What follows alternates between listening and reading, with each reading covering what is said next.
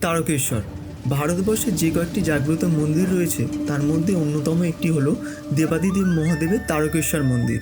মনে করা হয় এই মন্দিরে যদি কোনো ভক্তরা মানত করে বাবা ভোলানাথের পূজা করে থাকে তাহলে তার মনস্কামনা নিশ্চিত রূপে পূরণ হয়। তাই দূর দূরান্ত থেকে ভক্তের আনাগোনা লেগেই থাকে।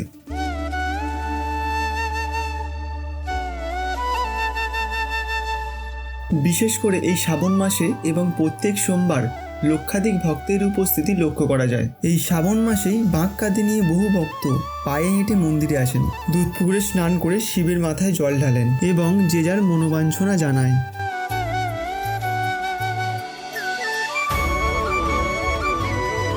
মন্দিরের উত্তর দিকে রয়েছে একটি পুকুর, যাকে দুধ পুকুর বলা হয়।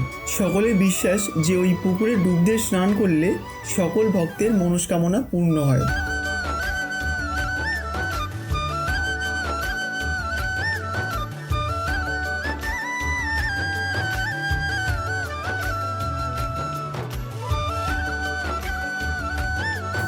ভিডিওটি ভালো লাগলে লাইক, কমেন্ট আর শেয়ার করতে একদম ভুলবেন না।